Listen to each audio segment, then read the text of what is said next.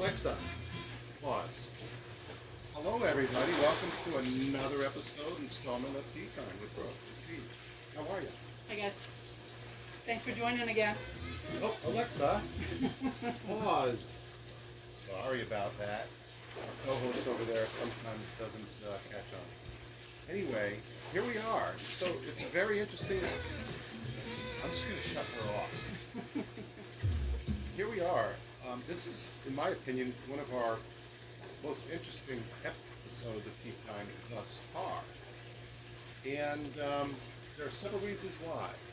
And I'll let Brooke kind of introduce why, and then we'll kind of go back and forth. We want to keep this under our 7 or 6 minutes, so we're going to kind of cut a lot of the details out, but you'll get the picture, I think, once you watch this.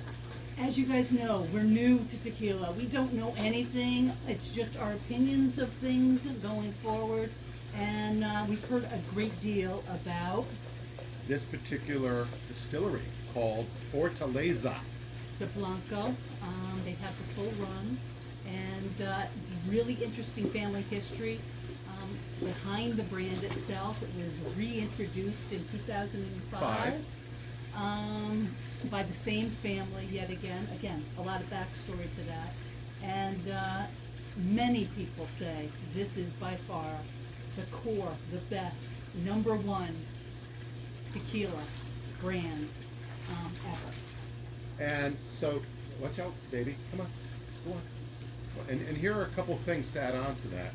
So the brand has its roots that goes back over 100 years. And like when tequila got started in Jalisco, which is a region of tequila in Mexico.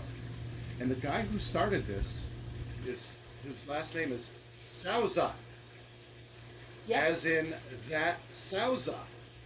And it got passed down generation to generation to generation. The son, the son, the son. Uh-huh. And then in mid-70s or in the 70s sometime, at some point, they all of a sudden sold it. Okay, and the grandson was like, "What are you doing? We had a good thing going." And Sauza is what it is today, and it's one of those brands that you see all over the place, on the umbrellas, on the marketing, on everything. They're trying to push it at like Cinco de Mayo and all that. Apparently, Sauza is these days made kind of cheaply, made in like such vast quantities, and made like really, really bad. It's the grimacing college face tequila with lime and salt that you dream of, And you, or not and dream you of. probably grew up with if you're our age.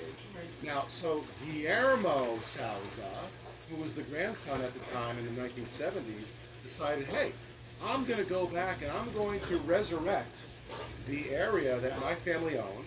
I'm going to resurrect the distillery that my family owned, and I'm going to resurrect the name of that distillery that my family owned, which is Fortaleza. They happened to keep some land, and the land was called Fortaleza. And they were able to go back to ground zero as a family and recreate in, I think it was 1995. That's when they, yes? That's when they started to re-up and rebrand and develop it. And then they launched in 2005. Right. This new Fortaleza, and it is unbelievable. And here's what's interesting about it, to get back to how we started this whole episode. First of all, right off the bat, it has an interesting bottle. Apparently all the bottles are hand blown. It has this nice little cork.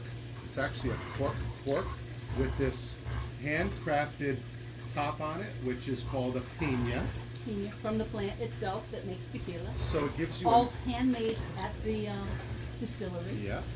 And the most interesting thing about this is that it is one of the handful of brands that are made in the traditional way and made without any additives.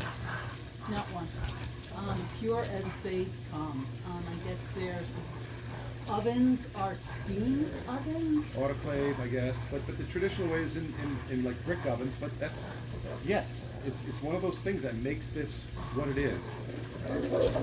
Truly remarkable. Let's have a taste. So when we first heard about this, we were like, oh, let's give it a try. And So, you know that we've been doing a lot of celebrity tequilas, which have been fun, and it's hard to find a bad one. But as a purist, as an aficionado of tequila, which we're not, but many people feel that this is where it's at. And it's dramatically different. You don't have the vanillas, you don't have the caramels and everything. It's a more earthy, but it's a very delicate earthy agave, blue agave flavor going on.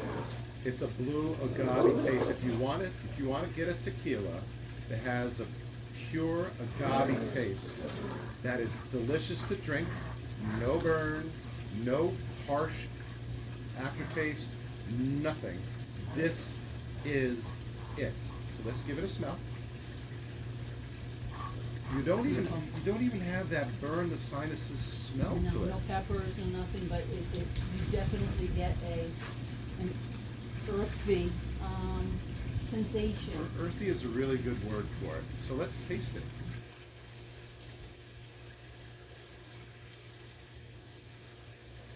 It is a pure taste. And if that's what agave tastes like, I would say agave tastes great when it's distilled and served this way. And this is only the Blanco. So we're getting it straight. Truly good sipper, superb, I'm sure. Would upgrade a homemade margarita with just a touch of lime juice added to the tequila with a dash of agave to it, and with a fresh lime on the side would be extraordinary. But no need to do that. Yeah, so like Brooke said before, we were doing our tea times with the celebrity owners and all that, and they're good.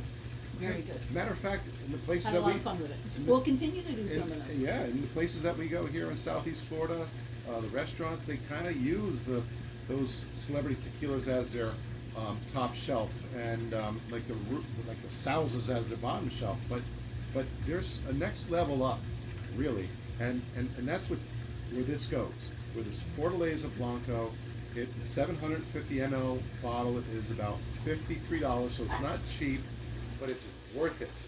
Go out today and buy it. Look for this pineapple-y looking top, and you can't go wrong.